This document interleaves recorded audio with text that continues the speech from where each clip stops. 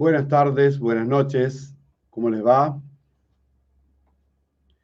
Acá estamos ya empezando. Bueno, dos temas hoy. Los dos temas están absolutamente entrelazados, ¿eh? Uno no se entiende sin el otro desde el punto de vista de las constelaciones.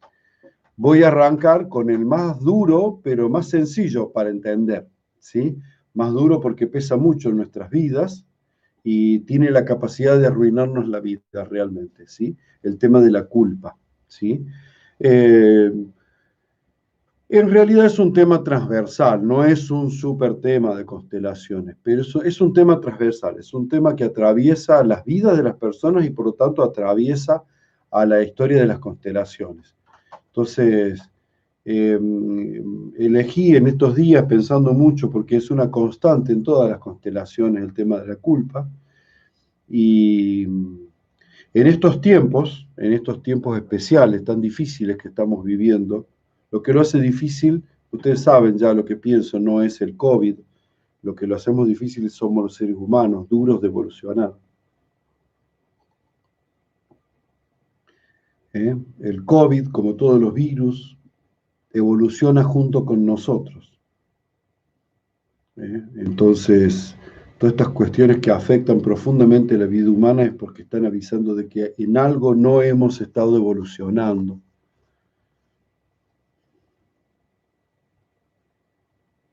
Y uno de los factores principales que frenan el camino evolutivo es la culpa. Y es un tema viejo la culpa. Bueno. Sabes, Angie, que estamos en una clase de constelación y estás súper invitada a quedarte porque es adrede, a propósito, es una clase abierta, ¿sí? Vamos a tocar un tema que es específico en la formación de los consteladores y sin embargo es muy interesante para toda persona que esté interesada en sanar, en sanar psicológicamente. Y vamos a ser, les voy adelantando, muy considerados y muy respetuosos con todas las interpretaciones distintas a las de las constelaciones, porque ustedes ya me han visto hacerlo. Tomamos a todas las interpretaciones y de cada una sacamos algo, porque en realidad las constelaciones representan la evolución histórica de muchas terapias previas, ¿sí? Filosóficamente también representan como el punto de madurez de posiciones filosóficas que se fueron desarrollando con fuerza después de la Segunda Guerra Mundial, en el tiempo que se llama la posguerra. ¿Sí? Bien, bien. Arrancamos entonces. Bien. Para entender la culpa, tenemos que entender el tema de la buena conciencia, que lo voy a explicar después.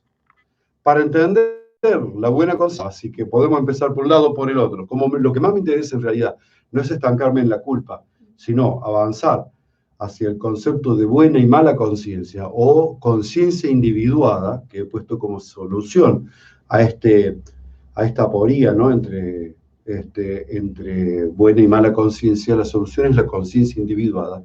Para llegar a ese punto, vamos a arrancar entonces primero por lo más duro de vivir y sin embargo más sencillo y claro de entender, ¿sí?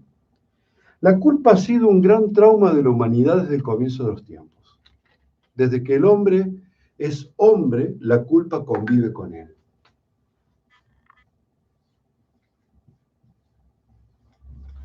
Ignoro cómo vivirían la culpa los Homo sapiens antiguos, o sobre todo los Homo neanderthalensis, o los Homo cromañonensis. No sé cómo la vivirían. Pero algo de culpa tenía. Es como que la culpa con el humano viene junta. De hecho, la culpa está como grabada a fuego en la doctrina de una de las iglesias, de las religiones más importantes del mundo, una de las más populosas del mundo, que es la religión católica romana. La religión católica romana ha consagrado a la culpa casi como genética. No lo he dicho así porque en aquella época no se hablaba en esos términos, pero sí la considera hereditaria, que es lo mismo que decir en los términos modernos genética. Es como que no podemos zafar. Y a esa gran culpa le llamo el pecado original. una doctrina muy propia de la Iglesia Católica, muy loca. El hecho de que hoy no hablen de eso, porque ha caído en descrédito, el hecho de que hoy se lo silencien, no quiere decir que esté negada, ¿sí? No está negada. Siguen sosteniendo la existencia de una culpa originaria con la que todos naceríamos, todos los seres humanos. Por el solo hecho de ser humano, nace con esa mancha, con esa culpa, llamada pecado original. Desde el origen lo tenemos. Pero no desde el origen propio, sino desde el origen adánico, o sea, desde el origen de la humanidad como tal, como que ya el primer Homo sapiens ya tenía esa culpa. Como que la adquirió en un acto raro, extraño, poco explicado, por haber comido una fruta. ¿Sí? Una fruta. En un lugar llamado el paraíso, el Edén, ese es el nombre, el Edén. Fíjense las coincidencias entre Edén y Adán. Hay un árbol muy frondoso, que tiene una fruta que históricamente se la asoció con las manzanas. No se sabe, es una fruta, una fruta. Estas frutas tienen el poder, en esta historia, de darle al ser humano el conocimiento del bien y del mal. Esta cosa tan extraña, ¿cómo es que el conocimiento del bien y del mal genera un grave pecado? ¿Por qué Dios, el Creador, prohibiría al ser humano el conocimiento del bien y del mal? Cuando por un evento, contado de una forma o contado de otra, sucede un evento en el cual los seres humanos, denominados simbólicamente como Adán y Eva, la masculinidad, la feminidad, consumen esta fruta a pesar de la prohibición, empiezan a ser reos de una gran culpa por siempre y que se heredará en todos sus hijos, o sea, en todos nosotros. Los 7.000 millones de personas que hoy poblamos la Tierra, heredamos esta culpa de esta pareja originaria en esta historia de Adán y de Eva. Qué terrible, es postrante, es postrante. Pero la historia de la humanidad lo demuestra, se dice. Todo está mal, siempre todo se corrompe, todo muere, todo fracasa. Hay gente mala, hay gente buena, hay gente mala y hay gente muy mala. Y eso estaría probando todo. Hay sufrimiento, hay dolor, hay pobreza, hay miseria, hay hambre, hay frío, hay indefensión. Y eso estaría demostrando esta falla original, esta salida que se la llama de una forma caída. Caída. Entonces, fíjense ya, la palabra culpa, ya estamos diciendo un montón de cosas importantes. Está asociada al concepto de pecado. Pecado, a su vez, está asociado al concepto de peca. Peca, las pecas, manchas. Pecato es manchado, pecato, manchado. Pecado es pecato. En pecado, diríamos nosotros, es el concepto de mancha. O sea, ¿qué es el concepto de mancha? Algo que estaba muy puro, impecable, el alma humana, la vida humana, no solo el alma humana, está manchado ahora. Y les había dicho también el concepto de caída. Hay una caída irrecuperable. Es una mancha imborrable y es una caída irrecuperable. O sea que estas cosas son, y es una culpa imposible de sacar, irrecuperable. O sea que todos estos conceptos son en grado tremendo. De alguna manera hay que explicar por qué el mundo está tan desorganizado, vive en tantas ilusiones, en tanto dolor. Y se busca explicarlo con esta historia de Adán y Eva. Le vamos a dibujar con vestidito a Eva, porque simbólicamente se dice que una vez que comieron el fruto, sintieron vergüenza y se dieron cuenta de que estaban desnudos, y eso los avergonzó. Eso es un símbolo muy importante, porque la desnudez representa el alma pura. La vestimenta representa el tapado al alma y nace el mundo de lo inconsciente. ¿Sí? Y el mundo de lo inconsciente guardado genera culpa, eso hay guardado.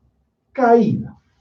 ¿Caída de qué? Mire, esta es la historia que, gracias a Dios, solo una iglesia la cuenta, las otras no la dicen, porque si no sería terrible que todos los humanos cayéramos en esta creencia, porque siempre esta creencia va a terminar arrojando el resultado de que no somos recuperables como seres humanos. Esta historia se la crea, en realidad, les continúo cómo seguiría esto, la solución de esto es que nace Jesús, el Cristo, a sacarnos de esta culpa, pero resulta que te bautizas, esta culpa es perdonada, es borrada, pero los de pelote siguen igual.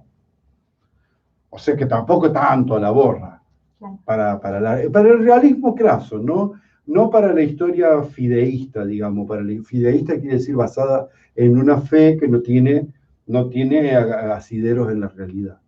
La problemática del ser humano sigue intocada. Y es tan problemático antes como después del bautismo. Eso es lo que demuestra la historia real de la vida de las personas. Porque se confundió lo que era una ceremonia iniciática con una ceremonia de limpieza y de limpieza y de liberación de una mancha de la cual no queda libre. Entonces, ¿qué? Entonces, ¿qué hacemos? Porque la culpa existe. Pitágoras, hace 3000 años, ya hablaba de una culpa originaria, sin conocer nada de lo del cristianismo. Estamos hablando 1000 años antes de que nazca Cristo, y cuando todavía las tribus hebreas eran tribus sueltas y totalmente aisladas de la vida de los griegos. Estaban solamente conectadas a través de los fenicios, pero no había una transmisión cultural directa. ¿Sí? Los fenicios conectaban a todo el mundo de la antigüedad, pero no había, digamos, al nivel de lo que era la visión religiosa del mundo, la cosmovisión que se llama, que es la mirada total al cosmos, no estaba conectada entre Oriente Medio y la zona de las islas griegas. Y ya se hablaba en el mundo griego de una culpa originaria, de una culpa antigua, que provenía de una caída. Yo quiero aclarar que la religión judía no habla de estas cosas, no, lo lee totalmente distinto a esto. Es una interpretación que el cristianismo probablemente tome más bien de los griegos, posteriormente, que originaria del judaísmo propio. Por eso la estoy relativizando tanto. Pues no es muy originaria de los orígenes bíblicos, es como una lectura posterior. ¿A qué se le llamaba? Entonces ahora voy a explicar el primero de los temas que les puse. Fíjense, ¿a qué se le llama en la antigüedad la culpa? Y les voy a explicar brevemente la interpretación esotérica antigua. La palabra esotérica significa secreta, que no puede ser divulgada. No puede ser divulgada por dos motivos, o tres. El primer motivo, el más sencillo, es que es de muy difícil comprensión y tiene cargas morales muy importantes. Como me decía un amigo hoy que me vino a visitar, la primera iniciación es moral, la segunda iniciación es espiritual. No puede haber una iniciación espiritual si no hay una iniciación moral antes. Por lo tanto, los maestros de la antigüedad, los sabios espirituales, no enseñaban a las personas cuestiones espirituales hasta tanto no hubieran comprobado que sus discípulos, o su discípulo, porque a veces tenían solo uno, sus discípulos o discípulo eh, no hubiera adquirido una jerarquía moral importante, un desarrollo moral de su... Por lo tanto, esa enseñanza segunda, que venía después de la enseñanza moral, era llamada enseñanza esotérica. La previa, la anterior, que era una enseñanza moral, se llama hoy mirando para atrás, llamamos con X, exotérica, ¿sí? O sea, externa, exotérica, es externa. Esa se puede enseñar en los púlpitos de las iglesias, se puede leer en público, se puede decir. La otra no. Se enseñaba en privado, en cuevas, aislados en el desierto, en lugares lejanos, a donde nadie podía acceder.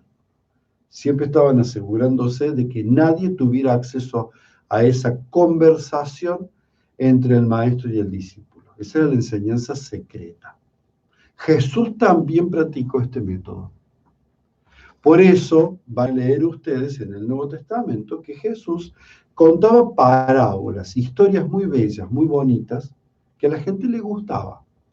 Hoy no le gustaría a la gente, porque hoy la gente mira las redes sociales, mira la tele, va al cine, pero antes no había nada de eso. Entonces, el relato, el cuento, sea breve o largo, era muy entretenido para la gente, era muy importante.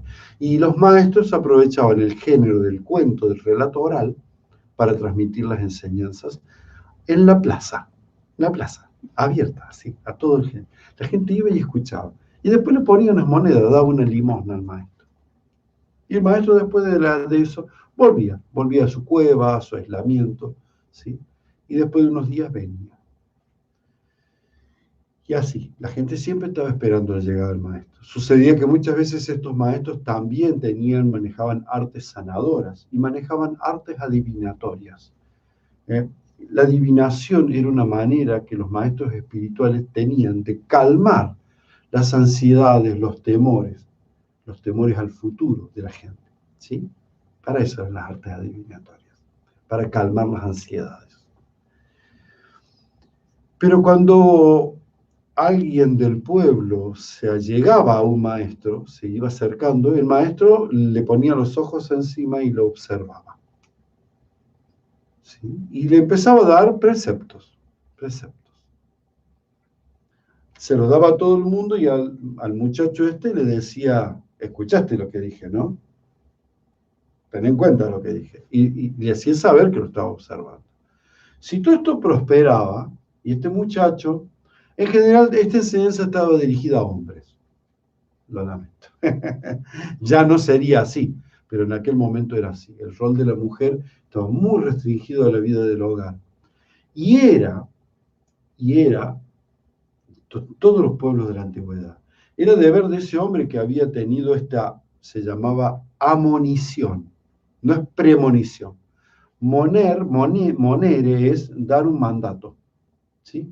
Esta amonición, esta indicación casi como un deber ser, no era casi, era un deber ser, una amonición que daba el maestro, era deber de este hombre transmitírselo a su esposa. Por eso quiero decirles, el maestro no hablaba con mujeres, pero el marido sí, hablaba con su mujer y con todos sus hijos e hijas. Entonces, no quedaba cerrado al mundo de lo masculino, sino que tenía esta mediación. Así fue. Más explicaciones que esa no les puedo dar. Hoy nos parece raro, pero créanme que la historia tenemos que aceptarla tal como fue y no manipularla ni juzgarla, ¿sí? Entonces, el discípulo o este discípulo elegido por el maestro, que ya le había echado el ojo, el maestro, le había echado el ojo a este, y cada semana vuelve a verlo, cuando ya el maestro tiene pruebas, eran pruebas físicas, o sea, a veces se los ponía a prueba a propósito, se los hacía pasar un papelón, una vergüenza, un robo, una situación complicada, y el maestro miraba qué pasaba, cómo actuaba. Hacía esas cosas. Eran pícaros los maestros. Y entonces, un día, el poder de seducción en el buen sentido de la palabra, ¿no? De esto que invita a querer saber más, genera como un enamoramiento. un enamoramiento de esta belleza transmitida a través de palabras, el alumno pedía saber más, quería más de esto. Y entonces el maestro se encargaba de explicarle, de acuerdo a los códigos culturales de cada lugar, de cada época, que para eso no podían hablar ahí. Tenían que ir a un lugar especial, a la cueva del maestro en el desierto, a un lugar cerca del mar, a un lugar en la selva, a donde fuera de acuerdo a la geografía que viviera el pueblo ese pueblo especial. Porque esto era una cosa genérica en todos los pueblos de la antigüedad. Cuando el discípulo iba ahí y se quedaba unos días conviviendo con el maestro, porque en general eran lugares lejanos, había mucho para hablar. Y el maestro le enseñaba la enseñanza secreta. Jesús hacía exactamente lo mismo. ¿Sí? Jesús hacía exactamente lo mismo. A la gente le hablaba en parábolas, en historias, y al discípulo le hablaba en privado. Bien, hecho esta explicación cultural de la antigüedad, ¿cómo serían esas charlas esotéricas, secretas, donde los maestros explicaban esto solamente a sus 2 o 3 elegidos?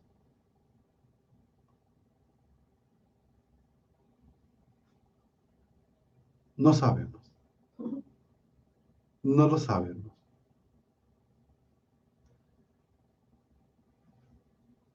Pero nos podemos dar cuenta. Nos podemos dar cuenta. Los sabios órficos, salgo del contexto bíblico, me voy a un contexto antiguo en la zona de Grecia, hablaban de que el ser humano en algún lugar había sido un ser celestial,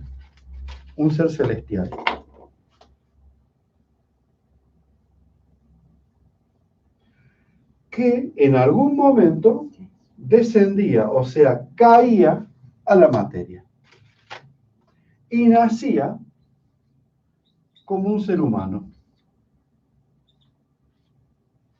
Ahí está, esa es la famosa caída. Nacía como un ser material. Para los antiguos sabios, la caída no era el haber comido una fruta, sino el haber nacido en carne y hueso y haber perdido facultades espirituales. La culpa era el antiguo lamento por no estar viviendo en aquel estadio celestial, comparable a la vida pacífica del útero en el útero materno. Entonces este hombre arrastra toda su vida una herida, un malestar. Así lo definió Sigmund Freud muchos siglos después. Un malestar en todo lo que el ser humano vive.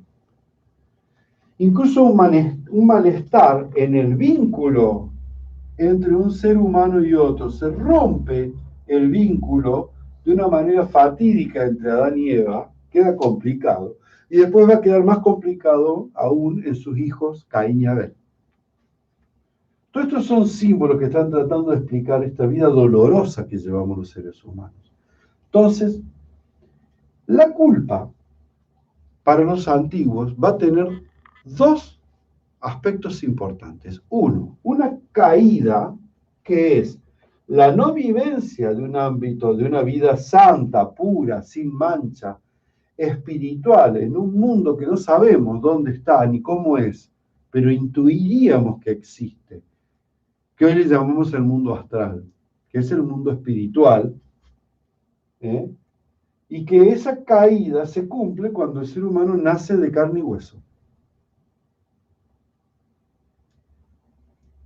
A su vez, hay como una segunda caída, que sería como el terminar de caer, que está en el acceso al poder del juicio, del libre albedrío. Por eso está representada esta caída, esta segunda caída, con el comer la fruta del árbol prohibido.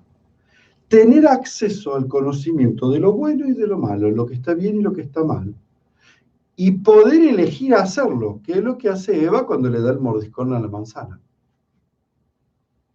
Tentada por la serpiente, símbolo del mal, o símbolo de la Kundalini, de la energía que se levanta. Cuando en el ser humano la energía se levanta, quiere ser sí mismo, quiere ser él mismo, ella misma, él mismo. Por lo tanto, toman el bien y el mal en sus manos. Aquello que era prerrogativa de Dios pasa a ser tomado por los seres humanos. Presten atención a estos detalles que les estoy contando, porque estoy tratando de sacarle todo contenido de fanatismo religioso. Estoy tratando en la medida de lo posible de decirles que esto fue relatado no solo por la religión católica, sino por todas las religiones anteriores a que el catolicismo existiera. Estoy hablando del siglo X antes de Cristo. ¿Sí? No existía ni siquiera, esto no estaba escrito, no existía la Biblia como un libro escrito. Era todo relato oral a través de historias que eran memorizadas generación tras generación. Entonces, en esta caída tiene estos dos aspectos. Primero, la materialidad. Yo sé que soy un ser espiritual, pero vivo preso en este cuerpo físico. Yo sé que mi alma no envejece ni muere, pero este cuerpo envejece y muere. Ese ser que no envejece ni muere, que siempre se llama yo, a través de todas las etapas de mi vida, ese ser está como sometido a estos cambios. ¿Me van siguiendo? Pero además ese ser tiene acceso al libre albedrío, a la elección libre. ¿Puedo hacerlo o no hacerlo? Veo el mal que quiero y veo el bien que quiero y hago el mal que no quiero. Decía muchos siglos después, en el siglo I después de Cristo, decía un señor que se llamaba Pablo, Pablo de Tarso. Veo el bien que quiero y hago el mal que no quiero y no entiendo lo que me pasa, decía. Hay una fractura en mí, un quiebre, una división, una mancha me impide ser yo mismo. Una mancha comparable a las cataratas de los ojos. Por eso Pablo tiene una escena donde él había quedado ciego y se le caen unas cascaritas de los ojos y recupera la visión. El símbolo de la mancha no está en el cuerpo, está en los ojos la mancha, es la catarata, como símbolo de la mancha del pecado. La catarata pasa a ser el impedimento del hombre, y este hombre que en su mundo interior ve, entiende, porque ya ha llegado a una edad avanzada, al mundo exterior no tiene acceso. Este es el símbolo. ¿Está claro entonces? La relación entonces con la caída, ¿qué quiere decir? Lo espiritual está como descendido de categoría. Y segundo, esto espiritual descendido de categoría tiene la posibilidad de hacer las cosas bien o de hacerlas mal. Y a veces las hace mal muy a su pesar. Con el tiempo, esta culpa original se va a transformar en una culpa permanente, una sensación de que todo está mal, todo lo hice mal. Y eso va a atravesar toda la historia de la humanidad y la historia de las religiones, que la van a ir explicando de una forma o de otra. Acá tengo el machete, está acá ahora. Esta es la interpretación esotérica antigua, compartida, palabras más, menos, con un concepto o con otro, en todas las enseñanzas religiosas de la época antigua. En casi todas está explicado más o menos de esta manera. ¿Sí? Cambian las palabras, pero en el fondo siempre marche preso. Usted es un gran pecador, usted tiene una gran mancha, una gran catarata en los ojos que le impide ver lo que es tal como es y le impide optar por lo bueno y a veces opta por lo malo. La interpretación, de esta interpretación esotérica antigua, al pueblo no le es enseñada esto. Esto queda en círculos muy profundos. Les aclaro, en la actualidad, personas que saben explicar muy bien, mucho mejor que yo esto, son los cabalistas. los cabalistas. Yo no manejo la cábala, pero algunos de ustedes la conocen, la cábala. Y bueno, en general, para que accedas a los secretos más profundos de la cábala, tenés que ser de raza y religión judía, hijo de madre judía por lo menos. Entonces es muy difícil que alguien que no tenga esa cuestión de origen tenga acceso a los secretos profundos. Pero algunas cosas te van a explicar, ¿sí? Y todo esto está explicado en la cábala. Bien, yo no lo aprendí de la cábala, yo lo aprendí directamente del catolicismo. ¿Sí? En la cábala esta explicación es bastante más compleja, pero va a llegar a lo mismo. Esta dualidad de la persona entre su vida física y su vida espiritual, entre querer hacer el bien y hacer el mal.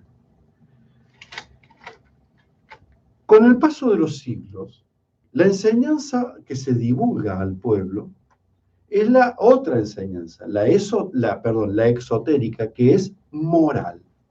Entonces existe una culpa moral. La culpa moral. Sería como un segundo título, Le vamos a poner dos. La primera sería la culpa original, la segunda es la culpa moral.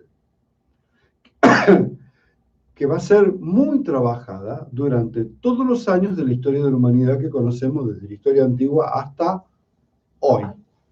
Hoy, 16 de julio de 2020, la culpa está siendo trabajada todo el tiempo, con un objetivo específico. El objetivo de la culpa moral es dominar. Entonces, todas las cosas de la vida son enseñadas bajo el manto de la culpa. Si no haces esto, tenés culpa. Si no haces esto, sos culpable. Todo esto. Esto no lo voy a desarrollar porque ustedes se dan cuenta solos de esto. ¿Sí? Entonces, la culpa es el mecanismo por el cual ciertas instituciones que manejan poder mantienen a las personas en la creencia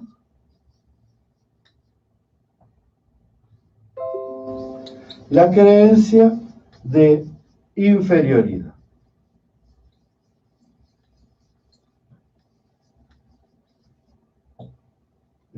La creencia de inferioridad. Este es el motivo de la culpa. Y ahora va algo importante, un tercer aspecto importante en la culpa moral, que va a ser cultivada sobre todo en la Edad Media, y es que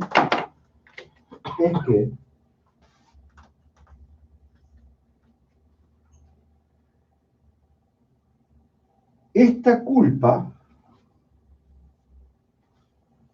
esta creencia de inferioridad, debe ser pagada. Y esa culpa, que tiene que ser pagada, me pone a mí al servicio de la dominación. Y vuelve a empezar el círculo vicioso. Me pone en estado de sometimiento. Tengo que pagar.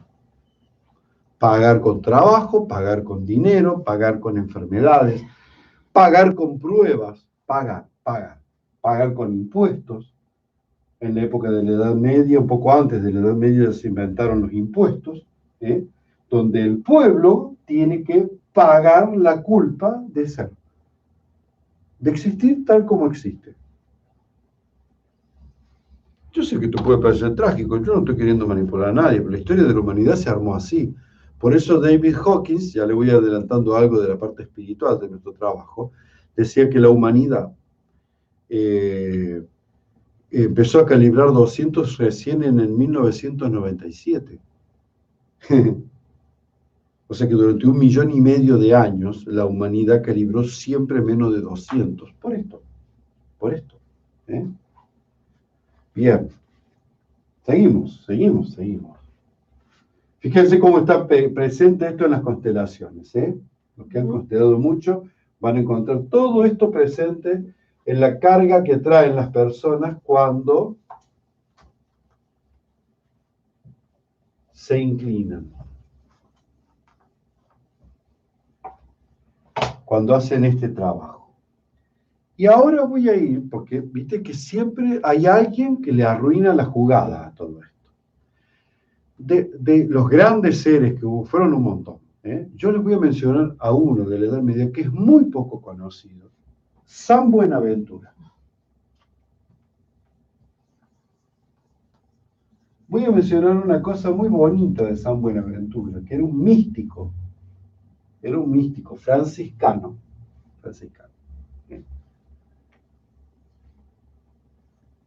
Y era, lo voy a poner como él lo decía,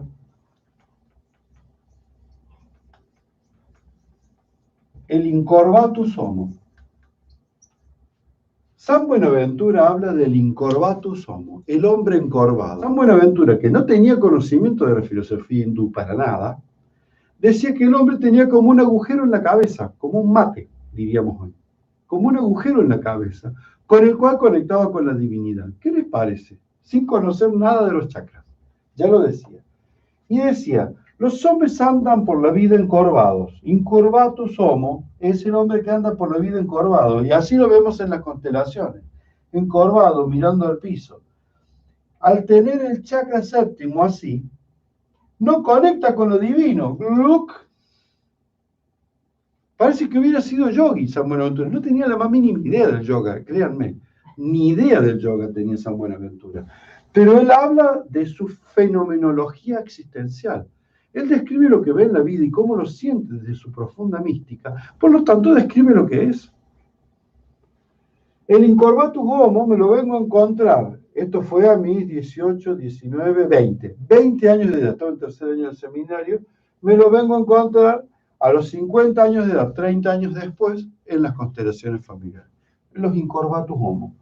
La persona viene a constelar, se siente mal, no anda bien, no sé qué me pasa, qué sé yo, lo podría representar, eso representaste tú al piso. Al piso no, queda colgado ahí, tirado por los muertos, decimos nosotros, ¿verdad? Bien, incorvatus homo. Fíjense cómo, de paso, yo les aclaro que todo esto, si yo lo estudié, Hellinger lo había estudiado mucho antes, Hellinger ya había estudiado esto, San Buenaventura. Encorvado por su incapacidad de salir del mundo del pecado, dice, del mundo de la mancha, de la ceguera de la mancha, de la catarata del espíritu, no puede conectar con la vida divina, con la fuerza interior. Quiero que rescaten este detalle, porque este San Buenaventura era a su vez discípulo de otro santo que era médico. San Alberto Magno. San Alberto Magno. Queda como magnesio, pero no es magnesio, es magno. San Alberto era maestro de San Buenaventura y era médico, además de teólogo, filósofo y cura y monje. San Buenaventura no era médico, este era médico. Y para San Alberto Magno, todo remedio físico debía contener una sustancia natural curativa, que él le llamaba vis curativa, vis medicatrix.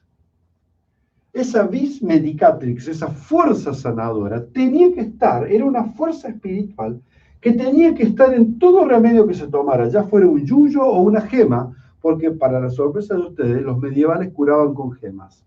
Para las chicas que les gusten el tema de las piedras, sepan que hoy la Iglesia Católica, que tanto las critica, las utilizaba. Las utilizaba. Las bebidas de piedra, todo eso se utilizaba, lo usaban ellos para curar, ponerle piedras a las personas en el cuerpo para sanar enfermedades, todo. Si esas cosas no tenían una fuerza espiritual, no podían sanar. Y si el hombre, el incorvatus homo, no necesitaba enderezarse, no iba a sanar nunca. El objetivo de esto que estoy haciendo es quiero que ustedes salgan a la palestra, a la arena del combate, provistos al menos de la convicción interna de que todo lo que nosotros estamos viendo está muy bien fundado, no viene de la nada, no es una improvisación de un alemán loco llamado Bert Hellinger. No, por favor, esto está todo muy anclado en una tradición antiquísima. Y es la búsqueda antiquísima de sanación desde lo profundo, sabiendo que se va a sanar algo muy doloroso que el género humano va atravesando a través de los miles y millones de años. 1,5 millones. La culpa como herramienta de dominio y sumisión, les decía hoy, sí, eso es, esto es. Domino y soy dominado. ¿Y cuál es la herida que abro en la persona? El sentimiento de que esta culpa no puede ser perdonada porque ya naciste con esa culpa. Una situación harto traumática. Vamos a dar un paso antes de pasar a una... Porque... no, voy a hacer un pasito más, una explicación más y hacemos un ejercicio, ¿sí? Pasamos los siglos, esto no evoluciona demasiado, va empeorando cada vez más, y aparece una luz importante. Sigmund Freud emprende otro camino, siendo él judío, conocedor de las tradiciones antiguas, sin embargo emprende otro camino para hablar de la culpa, y lo voy a explicar brevemente, no me voy a detener mucho en esto, ¿sí? Pero es para honrar a los maestros, para eso lo voy a nombrar, ¿sí? Él descubre que los niños olvidan todo desde los 5 años para atrás. A veces algunos de ustedes me han hecho un comentario, no sé por qué, pero yo me olvidé todo. No es vos, todos, ¿sí? Todos olvidan. Es porque hay un evento, dice Sigmund Freud, que sucede más o menos entre los 4 y los 6 años sucede este evento. Que si no sucede es una gran desgracia para el resto de la vida. Ese hombre nunca va a ser un adulto pleno, ni un hombre sano o una mujer sana. A ese evento él le llama el complejo de Edipo. Él dice que en los primeros años de vida, el niño está enamorado de su madre. Se siente como uno con su madre. Hasta un momento en que el padre irrumpe en la vida de este niño y lo retira de mamá. Y este niño o niña tiene la posibilidad de ver que hay alguien que se entromete entre él o ella y mamá. Y rompe ese enamoramiento. La primera reacción cuando te separan de mamá es que el niño te odie. Y eso suele ser muy doloroso para sus padres, cuando sienten celos de los niños, porque sienten que mamá ama más al niño que a él. Y sienten que el niño se interpone entre él y su esposa. Entonces el padre empieza un avance. La mujer adulta, a la hora de acostarse, va a elegir acostarse con su marido, ya no con el niño o la niña. Entonces el niño pierde un lugar de dominio de su madre, de unificación absoluta con su mamá. Y aparece el enemigo. Pero este enemigo es imposible de ser vencido. Y en nuestra programación inconsciente hay un mandato que dice, un mandato automático que dice, si no puedes con tu enemigo, únete a él. Entonces el niño o la niña elige cortar su amor con su mamá e irse al amor al padre. Eso. Que también va a ser un amor sexualmente imposible. ¿Sí? Esto hablando en categorías sanas. ¿Sí? Va a ser un amor no posible, porque así como papá elige a esa mujer y me saca a mí del medio, al niño, mamá elige a ese hombre y me saca también. Quedo fuera de los dos. Y eso que es tan traumático para el niño, sin embargo, es un trauma necesario. Se llama complejo de Edipo. Edipo que quería ser marido de su mamá. ¿Sí? Es un mito. Entonces, en este drama que vive el niño de 5 años, hace que pase al olvido todo lo que vivió con anterioridad. Porque para poder amar a papá, tiene que rechazar, para poder ser amado por papá, tiene que rechazar todo ese enamoramiento que antes tuvo con mamá. Y lo olvida completamente. Ese olvido se transforma en una barrera que va a ser invencible por el resto de la vida. Ese olvido tiene un nombre, se llama represión. Entonces tengo mamá,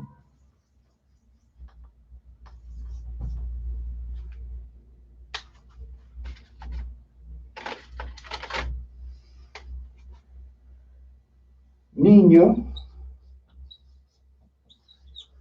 Hay una explicación más compleja para el caso de la nena, que es el complejo de Electra, pero voy a explicar la parte que tienen en común. No voy a entrar en las precisiones freudianas, porque las precisiones freudianas más avanzadas están hechas en función de la terapia freudiana que nosotros no vamos a aplicar.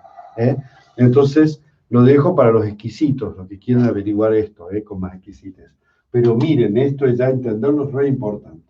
Hace rato que vengo amagando con el complejo de Edipo, ¿sí?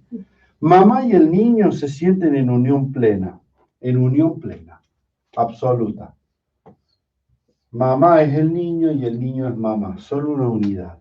Esa unidad viene a ser rota por la aparición del padre. ¡Clac!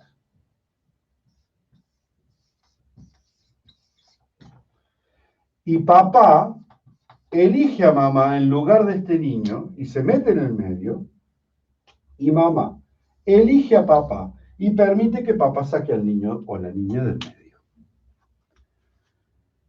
Este sentimiento de haber sido sacado de ahí genera bronca, literalmente odio a papá, que pronto va a ser transformado en amor a papá. ¿Por qué?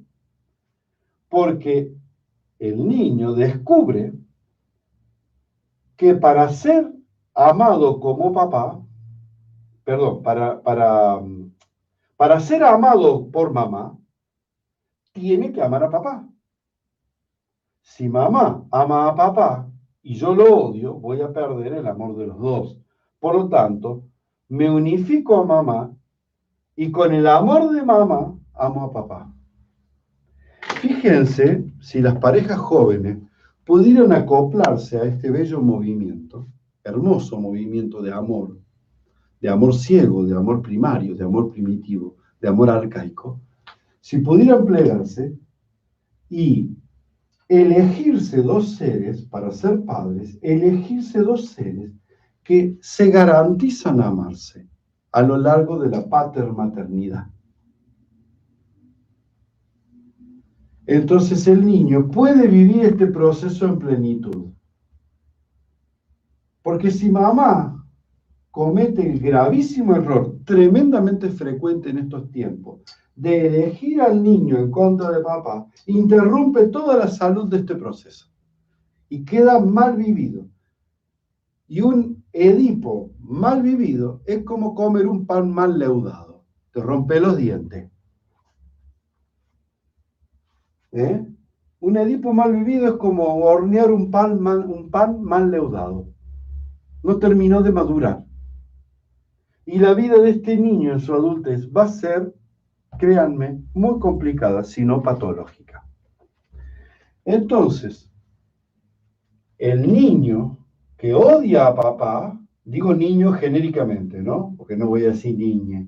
El niño o niña que odia a papá, si quiere conseguir algo bueno, quiere dejar de que papá sea enemigo y quiere que mamá no sea su enemiga, se une al amor de mamá y ama a papá con el amor de mamá.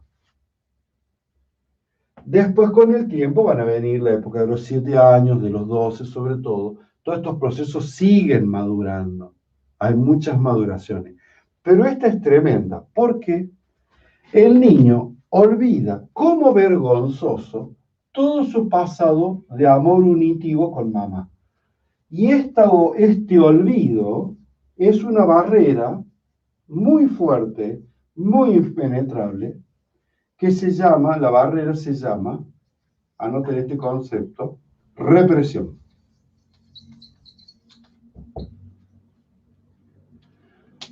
Todo el pasado amoroso con mamá es olvidado y genera la instancia del inconsciente. Este es el inconsciente freudiano.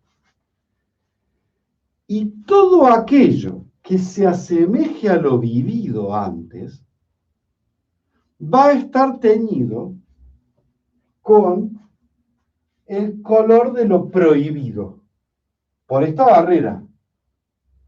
Cuando algo en la vida de la persona, este niño se va a volver adulto.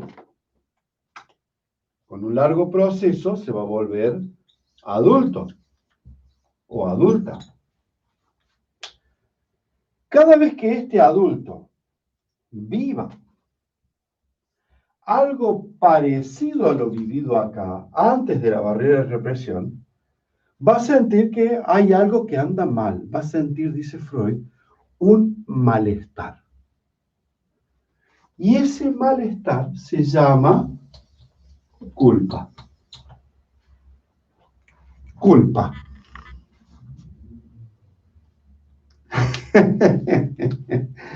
Entonces, el origen de la culpa viene a ser algo que fue tremendamente bello. Es este amor absoluto, como hacen las mamis acá en las constelaciones, cuando abrazan el almohadón que representa a un bebé, lo unen a su cuerpo, o a su panza, donde sea, lo unen, se unifican con eso. Aquello tremendamente bello es visto como pecaminoso. Por eso, una de las zonas más llenas de culpa es la zona del sexo. Porque se vive en la sexualidad, se vive una unión profunda parecida a aquella que se vivía con mamá en aquella infancia olvidada. De ahí que la culpa sea inconsciente. Y de ahí que la culpa esté en todos los seres humanos, porque todos los seres humanos nacieron de una mamá y todos los seres humanos, uno por uno, estuvieron unidos a ella. Y todos los seres humanos en algún momento se tuvieron que desprender de mamá, generando esta barrera de represión. Si algún ser humano no tiene esta barrera hecha, es o un pervertido, o un degenerado, o un psicótico. Pero nada bonito. Lo que sea es, pero no es algo sano. O sea que esta barrera es condición sine qua non para ser un individuo sano. Nosotros en la terapia de constelaciones no acudimos a este sistema, pero este sistema no está negado en constelaciones. Es tarea de los psicólogos consteladores profundizar sobre esto para trabajar sobre todo en la recuperación de traumas profundos que acercan a la psicosis, ¿sí? Las personas que no somos psicólogos no tenemos esta tarea, no se preocupen por eso, pero sí quiero que conozcan esto, que lo sepan. ¿Bien? ¿Estamos? En esta interpretación psicoanalítica del psicoanálisis freudiano, este adulto va a vivir siempre con la sensación de que algo anda mal. Una sensación de insatisfacción permanente o de inadecuación permanente, a la que Freud le daba específicamente el nombre del malestar. Anda en un malestar. Nunca se siente bien del todo. Y sin embargo eso es sano. ¿Por qué? Porque eso es sano, importante y necesario según Sigmund Freud. ¿Por qué ese malestar es importante? Porque si no, no crece, no aprende, no busca lo nuevo, no busca crear una nueva familia. Para que la persona salga del seno materno-paterno y empiece su vida adulta separándose de sus padres para poder iniciar un sistema nuevo, tiene que tener esa situación de malestar en relación a sus padres. Y los padres, cuando tenemos hijos adolescentes, tenemos que bancar la cantidad de tonteras que nos dicen los chicos porque necesitan separarse de nosotros. Este tontulón, ¿qué cree? Bueno, anda, hace tu vida y ya te vas a dar cuenta. No le podés explicar mucho porque necesita separarse, una culpa muy grande lo está envolviendo. Todo esto va a ir siendo sanado de a poco, pero una humanidad que vive estos procesos serenamente falta todavía. Pero ya viene, faltan 130 años para la era de Acuario. No se hagan problema. Dentro de 130 años estas cosas van a ser más sencillas. Por ahora, a morder el polvo. Vamos a hacer un trabajito, vamos a vincularnos con la culpa, ¿lo hacemos juntos? Entonces, me voy a poner en algún lugar mirando hacia la vida y yo y la culpa. Yo y la culpa. Miren qué simple, vamos a ir con la culpa. Voy a ir al lugar de la culpa.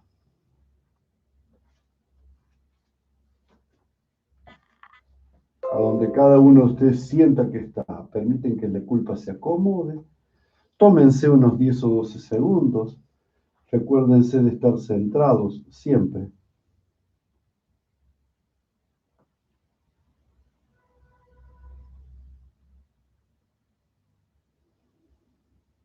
Y permítanse percibir.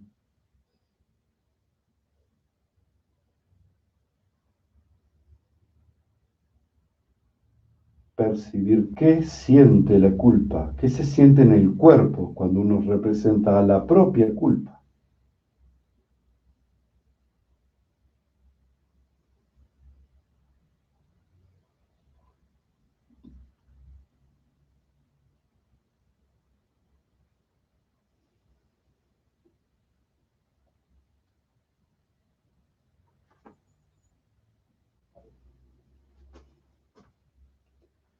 La culpa va a realizar un movimiento en ustedes, mostrando algo. Permitan que ese movimiento se muestre y obsérvenlo con el ojo del observador mientras sucede,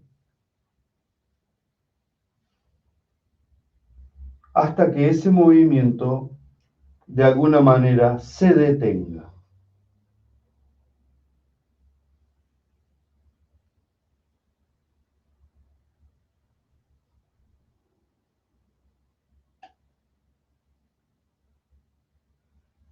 Cuando ya se ha detenido, con suavidad, registren el lugar y la sensación corporal.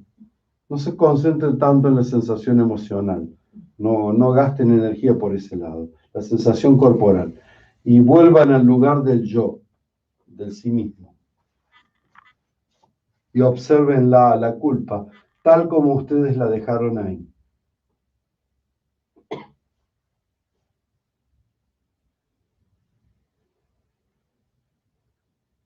Solo observen en paz, desde el centro. No hagan nada, no digan nada.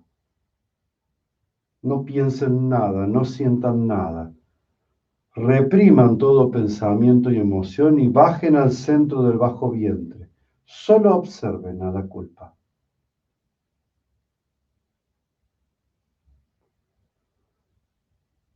Bajen muy al fondo de la panza y esperen una frase o una palabra para decirle a la culpa.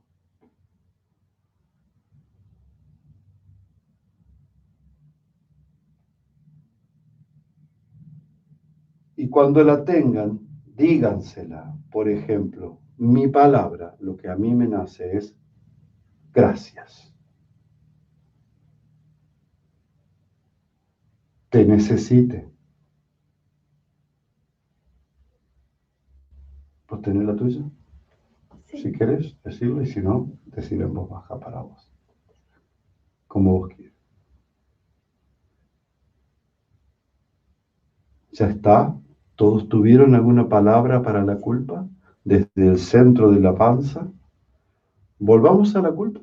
A ver qué siente el cuerpo de la culpa cuando hemos escuchado esa palabra. Y vuelvan de alguna manera, si pueden, despacito a la posición original en la que se fueron.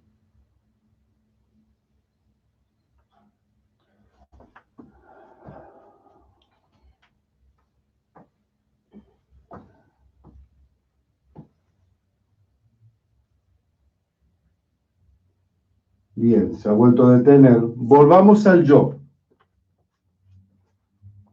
Y ahora observemos este nuevo estadio de la culpa. Y ahora miremos más allá de la culpa, pero sin negarla, solamente atravesamos y decimos allá adelante, elijo la vida.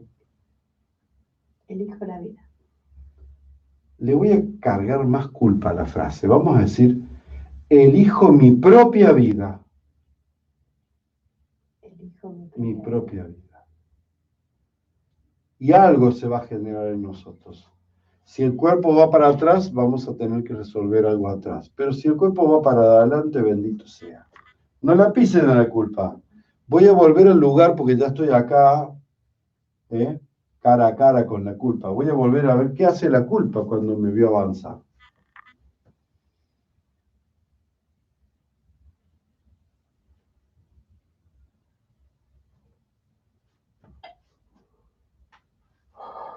Ah, la culpa mía dio paso. ¿Qué hace la tuya? Se corrió para un poquito. O sea que podemos volver al yo y ahora que nos dieron paso, le permitimos avanzar, aunque sea un poquito, hacia la vida.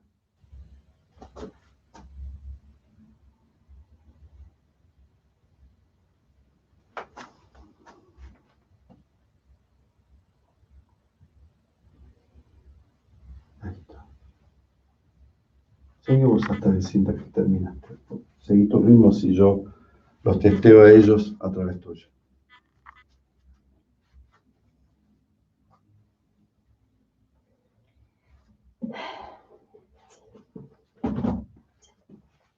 ¿Cómo se sienten? ¿Qué tal?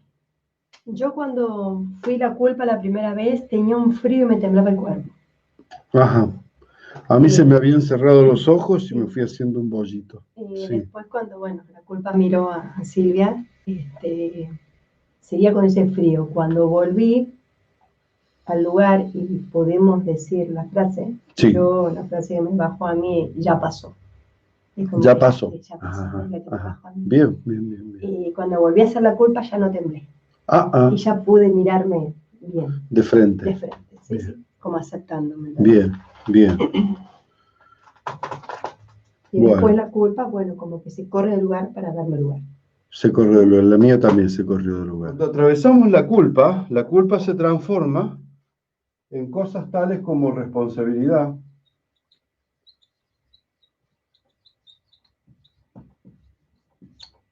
Eso es sí. Se transforma en ganas de vivir, ganas, motivación. Se transforma en creatividad. Sí. Fuerzas de vida. Se transforma. La culpa se transforma, pero así, ¡ping! Es una alquimia maravillosa. Se transforma en un segundo. ¿Sí? Se transforma. No sé en qué más se transforma, pero se transforma. En algo poderoso, en algo fuerte. Pasa cuando salimos del mundo de la culpa. Podemos decidir. Entramos en el mundo de la decisión. Y de la autorresponsabilidad. Lo que se llama en moral, la moral autónoma, donde yo soy mi propio rector, mi propio comandante. Autonomía. Todo esto, si ustedes tienen otra palabra, ¿qué pasa cuando salís de la culpa? También se siente físicamente, todo esto se expresa con una sensación de liviandad. Por ejemplo, la liviandad te da ganas de moverte y eso representa la motivación y la creatividad que ya está lista. Vamos con Hellinger, vamos, que se pone lindo, vamos, ya vamos terminando, se pone lindo esto. Gran aporte de Bert Hellinger a la filosofía de Occidente. Resulta que casi todos nosotros, por lo menos los de mi época, hemos sido educados en que nosotros descubríamos la presencia de Dios en una voz interior llamada la conciencia. Nosotros descubríamos que la conexión con la verdad estaba en una vocecita interior llamada conciencia. Nosotros también descubríamos si algo era bueno o malo, lo del árbol, del bien y del mal, en una vocecita interior llamada conciencia, que la conciencia era el reflejo de la voz de Dios en nuestra alma. Así se nos enseñaba. Bert Hellinger hace un gran descubrimiento con esta cuestión de esta supuesta voz interior, que sería la conciencia. Quiero relatarles a ustedes, no la voy a spoilear, pero la película La Misión. ¿La han visto? La película La Misión. La película La Misión tiene una escena muy tremenda, muy fuerte y muy chocante. Alguien ha venido, hay una misión en la zona de Paraguay, límite con Argentina, donde dos curas jesuitas han ido trabajando mucho con los aborígenes guaraníes. Han hecho cosas maravillosas, pero viene una orden de Roma de cerrar esa misión, cosa que los curas piden que se revea. En la orden jesuítica existe una regla que dice que cuando una orden es dada, tiene que ser obedecida, pero antes de ser obedecida, si la persona que tiene que obedecer está en contra, hace una petición que se llama representación. Tiene que representar, o sea, volver a presentar y objetar esa culpa. Tiene que hacerlo, no es que puede hacerlo. Si no está a favor, tiene que hacerlo. Tiene que darle a su superior, a su jefe, la oportunidad de rever eso y cambiarla. Se supone que entre que le es dada una orden al cura jesuita, antes de que la cumpla obligatoriamente, él tiene que meditar, no se supone, esto está enseñado así, el reglamento, tiene que meditar toda una noche. ¿Sí? Por eso en el dormitorio del jesuita siempre hay un reclinatorio para eso. Después hace la representación, si no está a favor, si no le parece buena esa orden, hace una representación y el superior tiene que a su vez meditar largas horas ese repedido, ese recuestionamiento que le hace para poder llegar a una conclusión que puede llegar a ser un sí, un no o una amalgama con una salida creativa, por ejemplo, que sería lo esperable. Lo esperable es una salida creativa a esta situación de conflicto. Pero todo esto está previsto en la reglamentación jesuítica.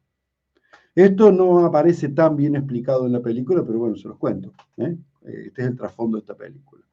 La orden es cerrar la misión e irse los curas de ahí.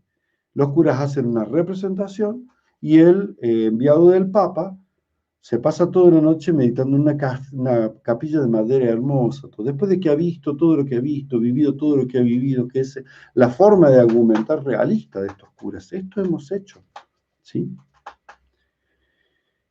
El cura concluye, habiendo consultado con Dios en su conciencia, concluye que hay que irse a la miércoles. No hay marcha atrás. Y que es obligatorio obedecer. A partir de ahí se desencadena el final de la película, ¿no? Pero me detengo acá. Pongo a stop, le dejo el suspenso para los que quieran verla la peli. Y les digo lo siguiente. Les hago esta pregunta. Este enviado papal, después de haber dado una orden, después de haber visto lo que ha visto, después de habérsele hecho la representación, después de haber meditado, conectado con su conciencia que lo conecta con la divinidad, ¿por qué dice no a todo? ¿Por qué no logra una salida distinta?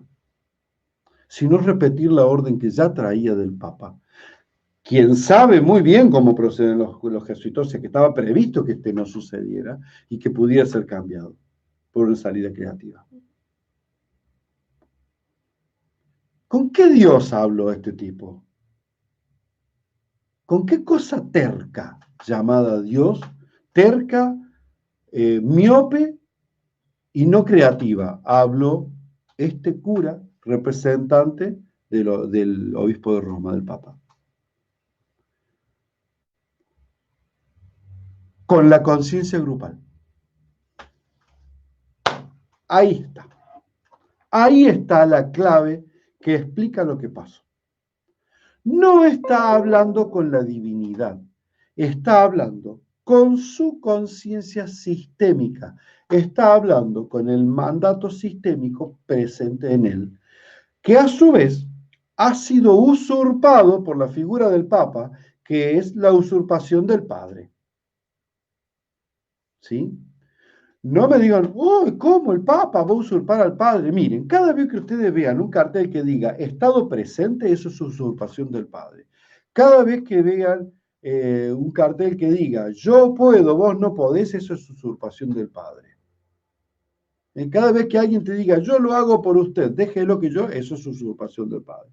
Así que no se sorprendan de que en aquellos años, en el año, qué sé yo, 1500, más o menos sería esa película, no recuerdo los años de esa película, el año que representa, de que alguien usurpe al Padre. El Papa usurpando la figura del Padre, usurpando el rol y el lugar del Padre en este enviado papal. Entonces, él dice el Papa quiere, pero en realidad es mi Padre quiere, pero mi Padre excluido. ¿Y un Padre excluido qué quiere? Te quiere cagar a patadas. Un Padre excluido te quiere cagar a patadas, no quiere nada bueno, porque está excluido. Esta es la lógica que encuentran las constelaciones en el inconsciente sistémico, ya no en el inconsciente freudiano de esta represión de la infancia de los anteriores a los 5 años. ¿Me entienden? En el inconsciente sistémico, este hombre que da un mandato inflexible es por falta de padre. Un hombre que toma al padre no es inflexible, es absolutamente flexible, adaptativo. Porque su fuerza no está en sus palabras, en sus decisiones o en sus acciones. Su fuerza está en su interioridad porque ha tomado el Padre. Por lo tanto, los cambios, las modificaciones no lo afectan. Y se adapta perfectamente a los cambios necesarios. El mandato del hombre que no ha tomado al Padre es inflexible. ¿Sí? De ahí nace el autoritarismo, de no tomar al Padre.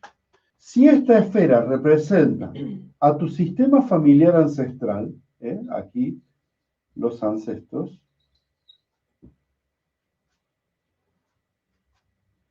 esta otra esfera representa a tu familia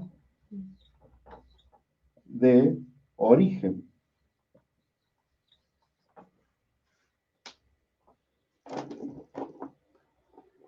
Esta esfera te representa a vos. ¿Se ve bien? ¿Se ve bien? Entonces ya es una esfera individual, Esta es de uno solo. Esta es grupal. Esta otra esfera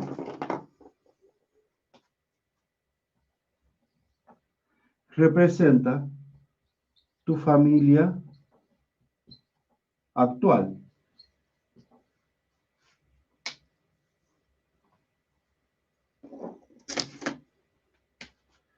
Y esta otra esfera va a representar a tu campo social, tu comunidad, vamos a decir así. La sangha, tu comunidad. Eso, ahí está. Ahí está. ¿Se ve la progresión de los campos? Bien. Entonces, ¿qué es la culpa? En este mapa de la vida de la persona, este mapa largo, ¿sí? De acá vengo, de acá tomo la vida, aquí nazco, y aquí me proyecto, aquí me desprendo. Acá está el conflicto. ¿Lo ven? Acá está el conflicto. En este gap que hay acá. Acá. Ahí está el conflicto. Ahí está el conflicto. Este gap, esta brecha que separa en la vida del yo, separa a la familia de origen de la nueva familia. Al separarme de la familia de origen, me separa de los ancestros. Yo, ¿cómo hago físicamente esto? Me voy de la casa de mis padres. Tomará el hombre a su mujer y a su ganado y se irá de la casa de su padre. Mandato bíblico. Está en Génesis. No me acuerdo dónde, pero está en Génesis. Búsquenlo y lo van a encontrar. Creo que está en el capítulo 3, al comienzo. Ahí está. Esta brecha genera un pecado, una falta, una caída. Vuelvo a las palabras del comienzo. Una caída. ¿De dónde caí? Del celestial mundo de mis ancestros, que están en el cielo. Del celestial paraíso, del Edén, de mi familia de origen. ¿Por qué Edén? Si se vive peleando. No, porque ustedes saben que las zonas de confort son todo menos confortables. Las zonas de confort son zonas de lo conocido.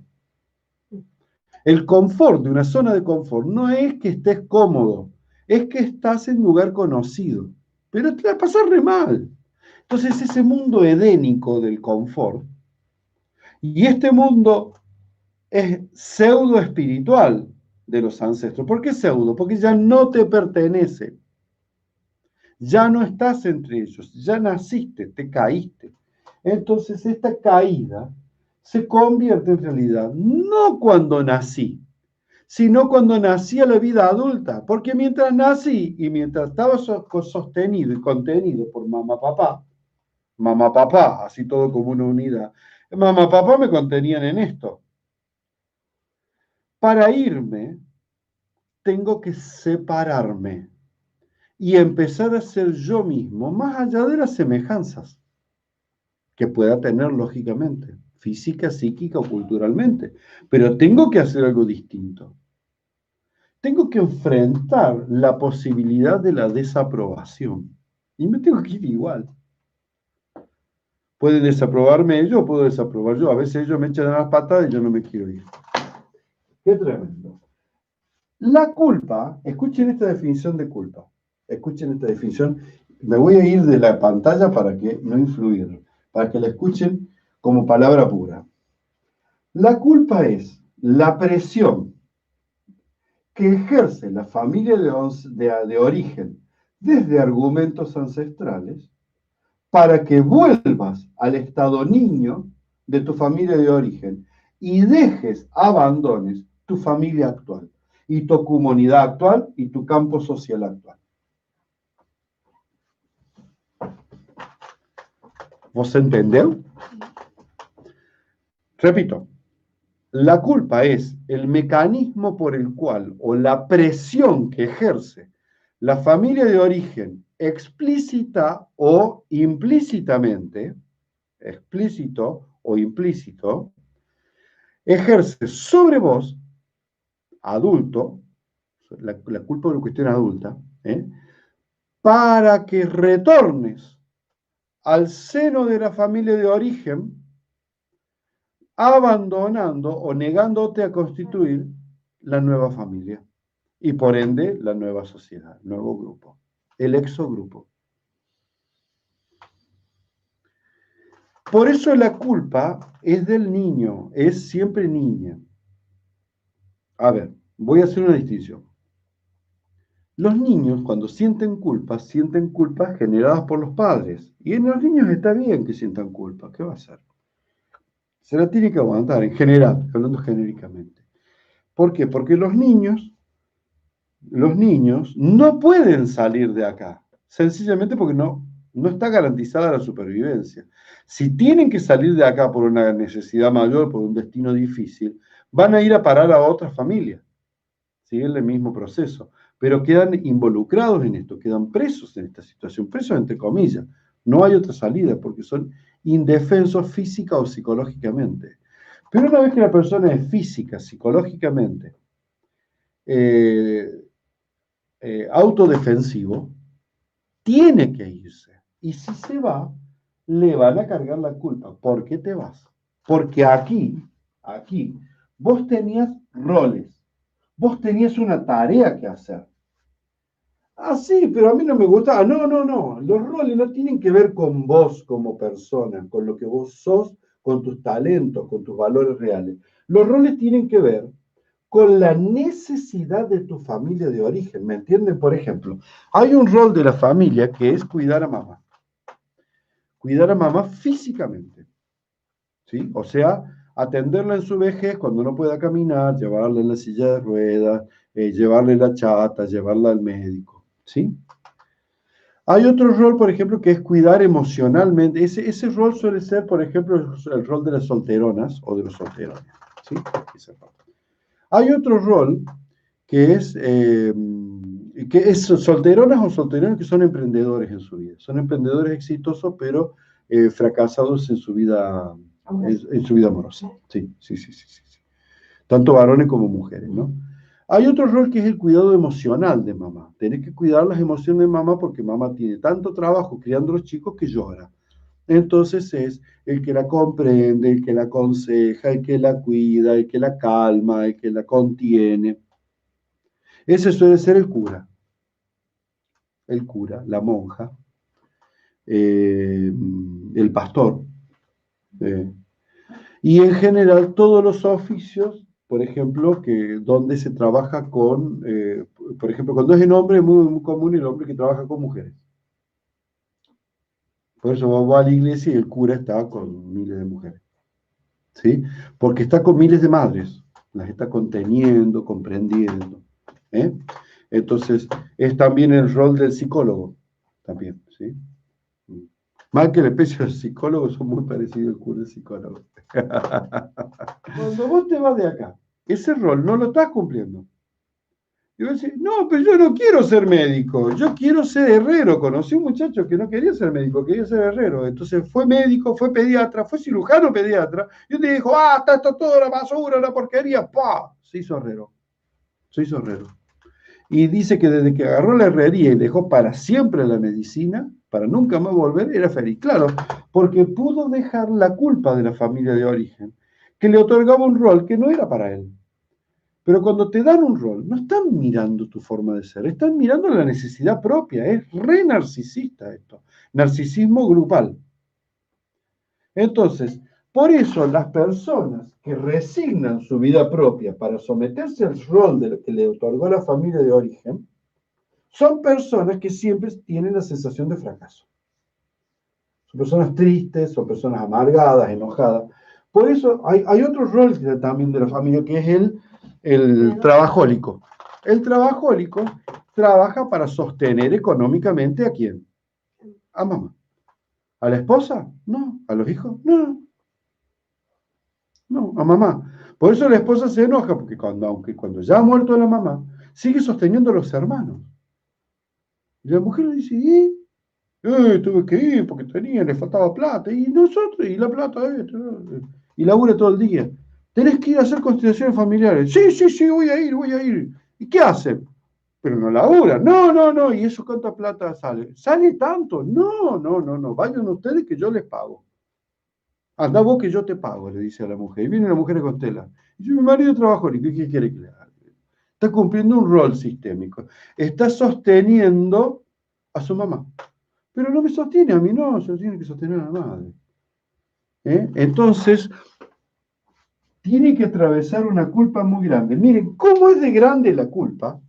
Que ese hombre que no se anima a decirle que no a mamá, y a sus hermanos y a su papá, pero él no es a mamá, busca una esposa mala.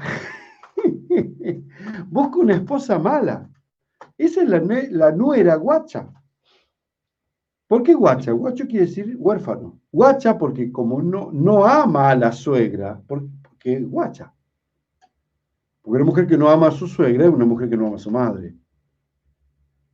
¿Pero por qué no ama a la suegra? Porque la suegra le quita al marido. ¿Y por qué la suegra le quita al marido? Porque el marido no tiene eso para decirle a mamá, no mamá. Yo ya no estoy con usted, mamá. Yo estoy con esta chica. Entonces, como el tipo no puede hacer eso, se busca una mujer mala que la pelea a la vieja y la odia. Entonces la vieja viene a considerar llorando y dice, mi nuera me sacó a mi hijo. ¿Y qué está haciendo tu hijo? Y está teniendo tu bebé. ¿Y qué quieres que haga tu nuera? Yo de mi nuera no quiero nada, quiero que mi hijo me venga a cuidar. ¿Cómo que te cuide tu hijo? Sí, porque el viernes me operan y voy a estar operada y no hay nadie que me cuide. ¿Cómo que no hay nadie que te cuide? Y no, porque tengo un solo hijo. ¿Y dónde está tu hijo? Y está con su mujer. Ajá. ¿Y por qué está con su mujer y no está cuidando a vos? Porque la mujer no lo deja salir. ¿Por qué no lo deja salir? Porque tuvieron un bebé.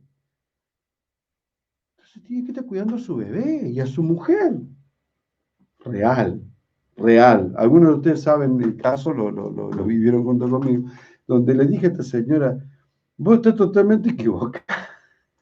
Lo consideramos igual.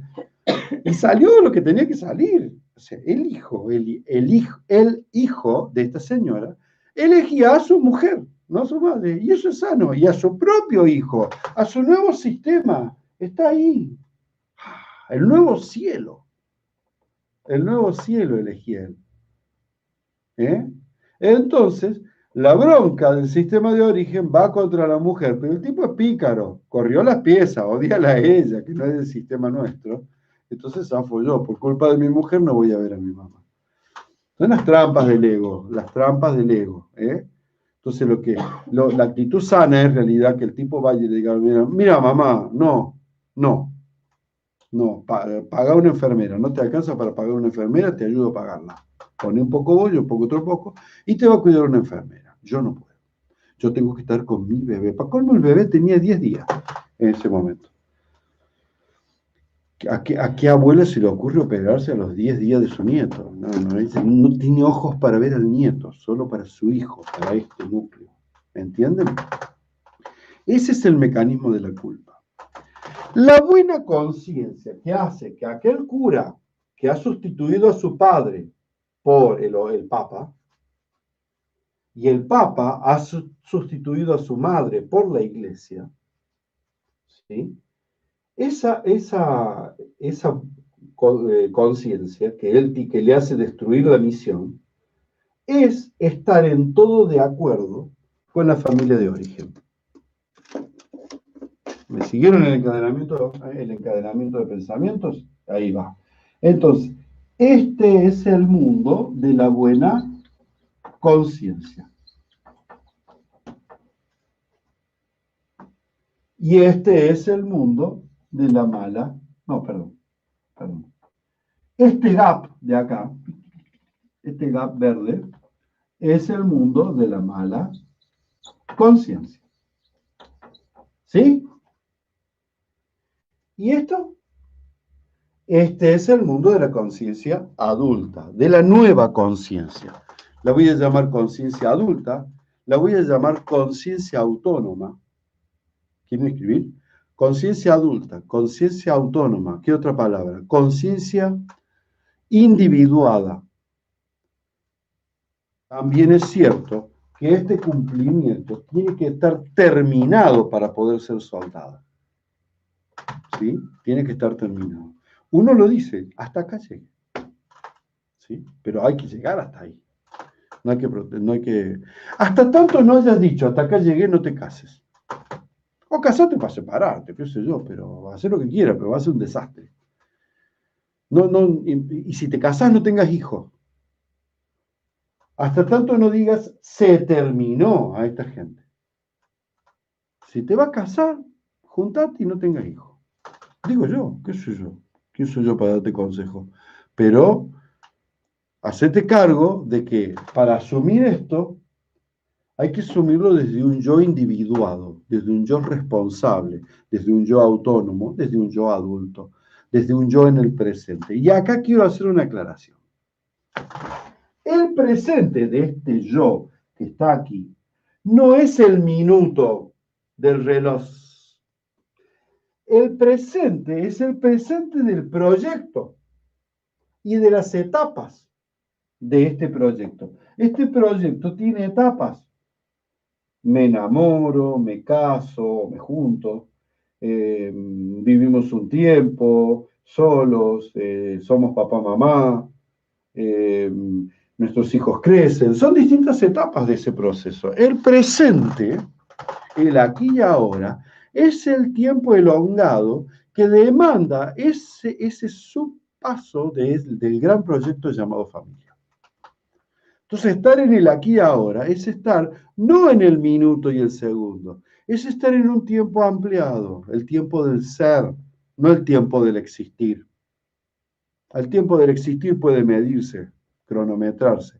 El tiempo del ser dice, esto debe ser hecho, esto debe ser completado. Ya se completó, pum, terminó un tiempo, terminó un presente, pasa al tiempo que sigue, al presente que viene. Y el presente es continuo, porque estos procesos van moviéndose y superponiéndose. Por eso el presente es continuo. ¿Está claro? Cuando yo digo estar en el presente, no es estar aquí en el minuto y segundo, es estar con toda mi conciencia puesta en este tiempo elongado que demanda cada paso de un proyecto, por ejemplo, el proyecto llamado familia.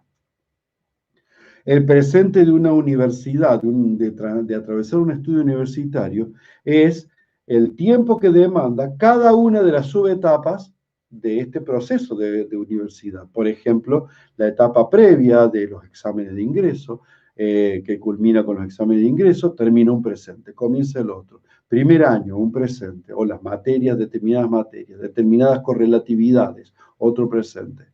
¿Sí? Estar en el aquí y ahora es estar, por ejemplo, si yo tengo que cursar matemática 1, matemática 2, matemática 3, el presente es todo eso. Y va a haber culminado cuando haya terminado matemática 3, termine mi presente, el presente de ese curso de matemática. Y así con cada una de las áreas de una carrera universitaria hasta que termine la totalidad de sus pasos hasta dar eso. Una vez que terminó un gran presente, envuelto de muchos presentes, y comienza un nuevo presente. Ahora labura, te quiero ver. Bueno, seguimos. Va viendo cómo es, ¿no? No es lo mismo el presente esencial que el presente existencial. Bien. Bien, bien, bien. El adulto es aquel que está en el presente esencial, en el presente de los proyectos. La respuesta de las constelaciones. Vamos a sentir a nuestros padres atrás, nuestra familia de origen. Vamos a incluir a nuestros padres adoptivos, aquellos que los tengan, biológicos y adoptivos. Aquellos que fueron criados por abuelos, van a incluir a sus abuelos también, sin excluir a los otros. Aquellos en cuya vida intervino un padrastro o un padrino o un tío importante que suplió la falta de un papá biológico, por ejemplo, lo van a incluir también a este tío y quizás también a su esposa. Aquellos que en algún momento de su vida fueron cuidados por alguien de la familia o por una persona amiga de los padres, por algún problema con los padres, los van a incluir a ellos también. Todos ellos en la familia de origen. Tus hermanos, también tus primos, aquellos primos que compartieron su infancia con vos. Y también los amigos de la primaria y del jardín. La barra de la adolescencia, todos ellos en tu sistema familiar de origen ampliado. Y los miro con amor. Había una canción de Jairo que decía, amigos míos, me enamoré. Creo que al fin me enamoré. Al fin me espera una mujer con quien gozar y compartir el ancho mar del porvenir. Bellísima canción compuesta y cantada por Jairo. Entonces vas a mirar a todos estos y les vas a decir, ahora los dejo. Y vas a sentir la culpa, quizás como agujas, quizás como una pena honda, quizás como si te faltaran o te sacaran las entrañas, quizás como un ahogo o un latido fuerte del corazón, quizás como un deseo de ir hacia ellos y no desprenderte, quizás como un llanto lejano. Y lo vas a decir de vuelta, como dijeron muchas de ustedes recién. Ya terminé. Ya terminó mi tiempo con ustedes. Ya no es mi presente.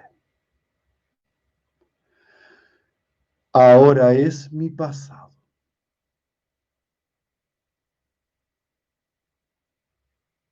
Y te vas a ir separando de ellos, de todos. Con amor los vas a ir despidiendo. Tus compañeros de la primaria y del jardín, la seño, los profes, las maestras, mamá, papá,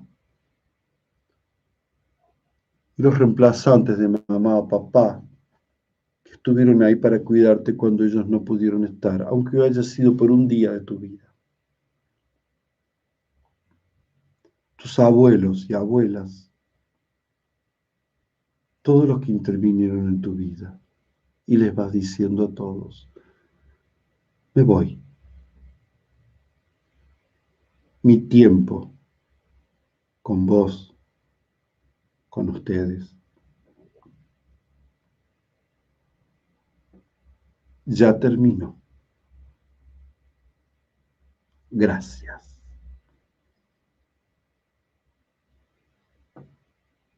Y le seguís agradeciendo hasta que sentís que esa pinchadura, ese picor, esa pesadez, esa angustia, esa dificultad respiratoria o lo que sea que sientas, se va de tu cuerpo y retorna a ellos. Ese es el llamado, la convocatoria que ellos te hacen hacia el pasado. Y les decís, acepto el pasado como tal como es, pasado, ya pasó. Y me voy. Y ahora sí, en un momento vas a sentir una liviandad que te va a permitir dar un paso hacia atrás, frente, tu nuevo frente. Y allá adelante está la vida, tu nueva familia, tus nuevos amigos. Quizás tu nueva localidad, tu nuevo trabajo, el que elegís para sostener a los tuyos.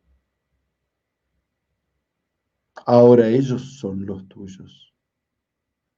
Y allá adelante, como siempre, las generaciones por venir, expectantes de qué vas a hacer vos y dónde vas a poner tu energía, si la vas a poner en el pasado o la vas a tomar del pasado. Ahora es el momento en que elegís, o pongo energía en el pasado o la tomo del pasado. ¿Y qué vas a hacer con el presente y el futuro? ¿Vas a poner energía allá o la vas a tomar de allá para dársela al pasado?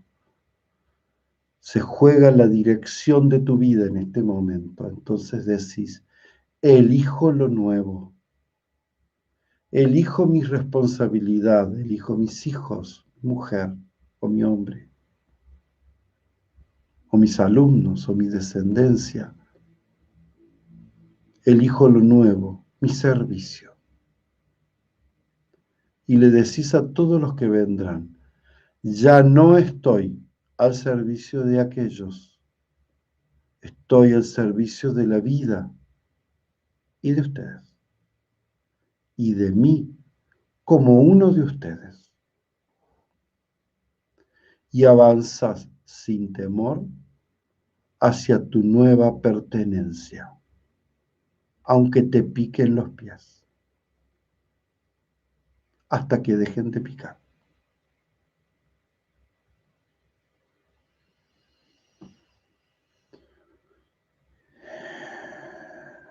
Bueno, gente, una pequeñísima meditación para finalizar Y agradecer a Bert Hellinger la claridad con que enseñó que el proceso de tomar a los padres termina en dejar a los padres y dar hacia adelante aquello que recibimos, la esfera dorada, como le llamaba él, o la bola de oro, como traducen algunos. Bueno, gente, hasta aquí llegamos. Bueno, chicos, un abrazo grande para todos. Hasta luego.